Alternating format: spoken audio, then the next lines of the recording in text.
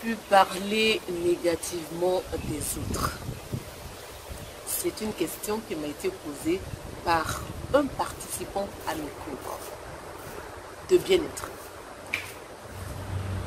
En début de cours, je définis toujours le bien-être comme étant dans ce cadre une disposition agréable du corps et de l'esprit.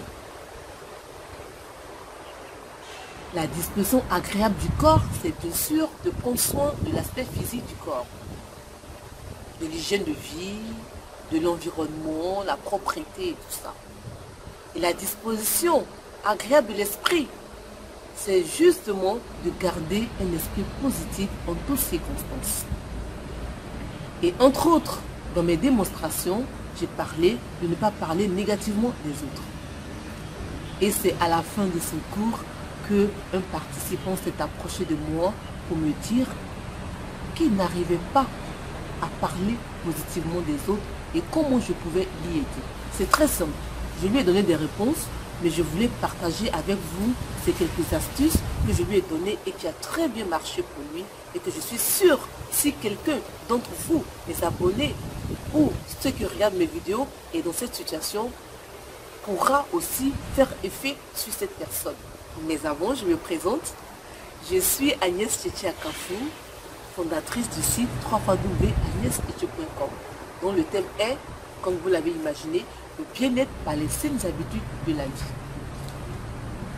Alors, pour parler de ces astuces, il faut dire que parler déjà négativement des autres en tout temps, en tout lieu, est une mauvaise habitude qui ne rentre pas bien évidemment dans les saines habitudes de la vie. Sachez aussi que si vous parlez des autres, ça veut dire que vous négligez vous-même vos propres affaires et que vous serez en retard sur beaucoup de personnes.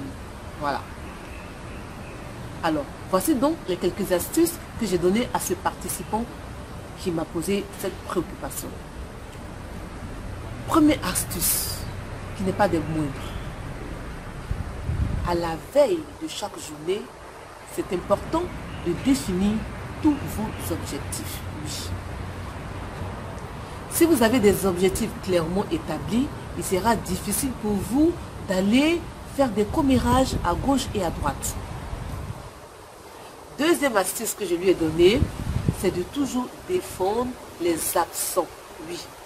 Quand vous êtes en groupe, que vous parlez d'une personne qui n'est pas là, il faut plutôt mettre en exergue les qualités de la personne au lieu de mettre en exergue ses défauts. Ça, c'est quelque chose que vous devez apprendre à faire lorsque il y a un absent. Troisième astuce que je lui ai donnée, il faut toujours prendre le meilleur des autres, ne pas regarder les côtés négatifs. Parce que, bien évidemment, les côtés négatifs interviennent en général lorsque la personne est en difficulté. Et si vous prenez ces côtés négatifs, vous ne savez pas qu'est-ce que vous allez faire. Vous alliez faire si vous étiez dans cette situation difficile. C'est pour cela qu'il ne faut retenir que les bonnes choses chez les autres. Parce que quand les autres agissent positivement, ça veut dire qu'ils sont dans un état d'esprit positif, dans un état d'esprit agréable.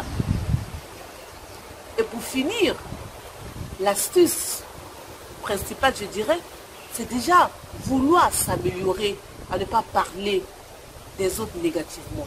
Et c'est pour cela que j'ai félicité ce participant qui s'est approché de moi de façon discrète et m'a demandé mon avis, quelques astuces pour qu'il sorte de cet engrenage-ci. Merci. Je vais y arriver. Qui lui pourrissait bien évidemment la vie. Parce que si vous parlez toujours négativement des autres, sachez que vous vous empoisonnez vous-même. N'oubliez pas que les pensées et les émotions négatives sont si proches de nous que nous ne pouvons pas nous en défaire si nous ne prenons pas la ferme résolution. C'est sur ce que je vous dis merci de votre attention. N'oubliez pas de liker mes vidéos pour m'encourager. N'oubliez pas de vous abonner à ma chaîne, de commenter mes vidéos, de me faire des critiques pour améliorer mes vidéos. N'oubliez surtout pas de cliquer sur la cloche de notification qui va vous permettre de recevoir rapidement et immédiatement toutes les nouvelles vidéos que je publie. Merci beaucoup et à très bientôt.